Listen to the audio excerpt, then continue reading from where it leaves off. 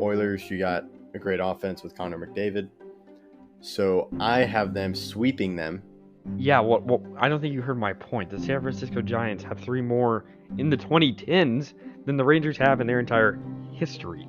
So, yeah.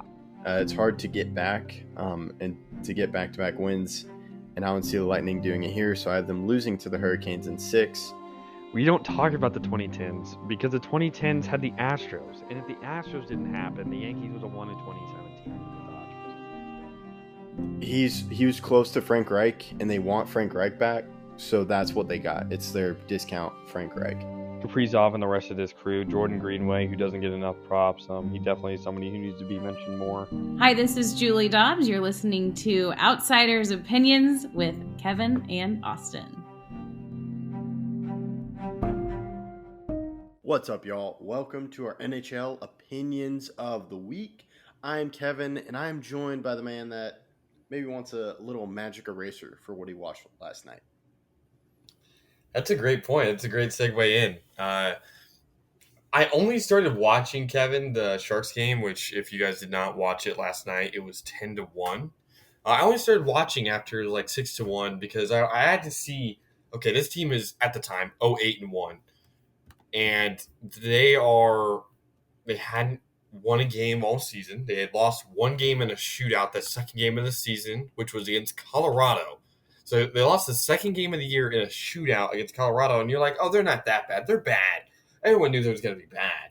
But no, Kevin, they are historically bad. This is the worst loss in franchise history against a team that last year didn't make the playoffs. I know the Canucks have been good this year, but I don't think we would say that they are, at this point, championship contenders. They may be by the end of the year, but right now, you shouldn't be losing a 10-1 to anybody, let alone a team that, like I said, last year missed the playoffs, and the Sharks just look so bad. Yeah, I haven't been able to watch them, but looking at the schedule, like, hey, they've played some tough teams. However, you mentioned the 10-1. 5-1 to the loss. The 5-1 loss to the Predators really sticks out to me because to me the Predators are pretty bad, even though I haven't seen them play. But they're not really going for anything. And I get like 3-2, 5-4. No, the Sharks allowed 5 goals to the Predators, who cut's probably the wrong word, but cut Matt Duchene, who's their leading point scorer a few years ago.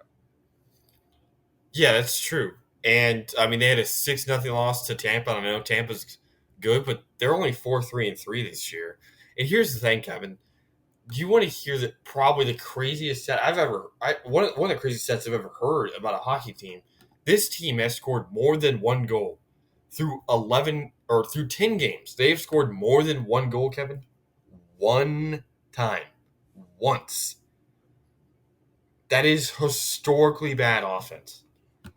They have 10 goals for on the season through 10 games. Through 10 games, they have 10 goals for. I can't. I don't know how to explain how bad that is. Like, that is, again, some of the worst possible that you can be. The next closest in goals for is the St. Louis Blues, who have 15 goals for, but they haven't played 10 games, Kevin. They played 8. So they're still at about 2 goals a game.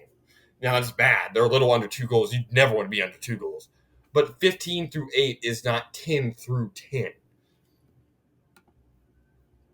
Yeah, I think that's a good point. And I think we expected the Sharks to be bad, but not like this bad as you're talking about.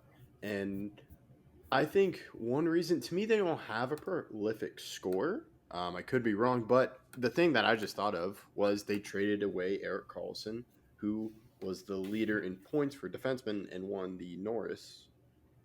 So maybe that's a big reason why their offense has fallen. But it shouldn't have fallen this much. Because if you're going to do that, okay, we're going to get guys back that's going to help us for the future. And I still think if you have potential, you should have at least signs of a great offense. But like you said, the first 10 games, 10 goals scored. That's true. And another point, they've allowed 4.5 goals against a game. They have 45 goals against, which is the most in the league. They're the worst offense and the worst defense. I don't think that happens often. Do you, Kevin? In any sport, is any team ever the worst at both? Like, you can be bad at both. I see that all the time. But to be the clear Yeah. worst in the league at both is kind of astonishing. Yeah, I think that's a great point. You can be bad at both, but to be statistically the last team in both categories is pretty rough. And to me, Carlson's more offensive, but still he's a good defender. So that's where I think Carlson, but I think it's a mix of both, probably. Yeah, I I just couldn't imagine being on a team that after a 10-1 loss like that and just knowing that not only you know you're not going to make the playoffs if you're on a bad team, or at least you're pretty sure that you're not good enough yet, but this just has to be demoralizing. I saw they kept on showing this guy, this little kid that was like his first Sharks game, and I'm like, Oh, boy, dude. this is not the game to be going to your first Sharks game. This is not the year to be going. I know you want to take your kid. I bet the tickets for $4 or something like that because this team is horrible. But at the same time, it just has to be demoralizing to watch. Yeah, and I think if we're talking about vibes in the clubhouse, or, well, I'm thinking baseball here, but having the coach, David Quinn, who I believe, is this his first season? Or has he been, wasn't he with the Rangers?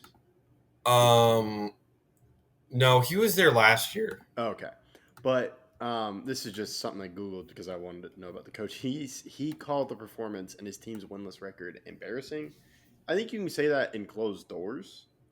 But you can't, because to me, you know you're going to be bad. You want to uplift these guys. You don't want to push them to a point where, like, yeah, no, the vibes are not good right now. So I think, Yeah. we'll have to He see how was, this I goes. would like to say that you were right. He was the coach for the Rangers. But Oh, he it's was? just the last 2 years he's been the coach for the Okay, Sharks. cool. Yeah, okay. I wasn't sure. So he's been with the Sharks for a while. Okay, so I'm interested. Do we see something change if they don't get their first win soon? Yeah, and you mentioned baseball. I'm going to bring it to baseball. And one of the most impactful interviews I've seen in a very long time is, I'm sure you've seen it, is the manager for the Diamondbacks. Have you seen it? Oh, I saw the end of it where he's talking with Mookie Betts. Okay. Well, And he's talking at some about point, like uplifting players. that was part of it. But at one point in the interview, he says, I'm sorry I didn't do my job. He says that in the interview of losing the World Series. I'm sorry I didn't do my job. I should have been better.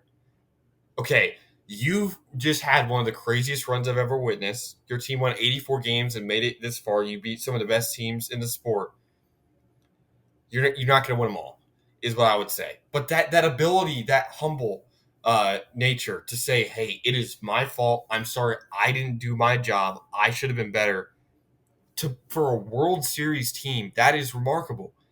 Now, that's what you definitely need to be saying. If your team is 0-9-1, you are if you're 0-9-1, if you've lost all 10 games, or because you lost in a shootout, so you've lost all 10 games, you have to be part of the problem as the coach. Like, you have to be at least part of it. You don't have to be the whole problem. You don't play, but you could win a game. You know what I mean? Yeah, like everyone has played a part in this. It's not one loss. You haven't won a game yet. So it's all part of it. And if you're the coach, you want to make sure your players are feeling right, because if they're not feeling right, you're probably going to keep losing. That's a great point. I think we can kind of segue into our prediction part of this. So Kevin and I are going to try to predict, when do the Sharks get their first win? It's not losing not next point where they could lose in overtime or lose in a shootout and get a point. No, their next win, or their first win, I should say. Yeah. I'm in a hopeful mood this week. So I'm going to say November 7th against the Flyers. To me, I think that's something they could win. Maybe I'm a little too hopeful. Yeah, I thought about the Flyers. I thought about some of these teams, but I've seen a lot of jokes about Edmonton being 2-6-1 with McDavid's injury. He's playing, but he's just not 100%. but I don't think Edmonton would allow that to happen. And I don't think it's going to be against the Golden Knights. So I'm going to go 11-12 or November 12th against the Anaheim Ducks. That's a good one. I thought about that one too. Yeah, and tomorrow, the 4th, they play the Penguins, and to me, they're not winning that because they play a lot of offensive teams. Like you mentioned, the Oilers. They also have Leon Draisaitl, and we're talking about their defense. And not to mention, you mentioned the Penguins who they play tomorrow, Eric Carlson. Oh yeah, that's a good point.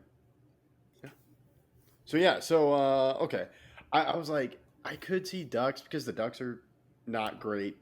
The Flyers to me are not great, or maybe the Blues because they face Penguins, Oilers, Golden Knights, Panthers. Those are just offenses to me, and that's my main thinking is, okay, where's the team that's not like super great at offense, or just a bad team? And I think that's the Flyers for me, and we'll see. Okay. All right. That's all we got. Thank you for listening. Let us know what you think. Are you Sharks hopeful? Do you think it's going to be against the Penguins? They rejoice in Carlson's homecoming. Not sure about that, but let us know in the comments. We appreciate you listening to Outsiders Opinions.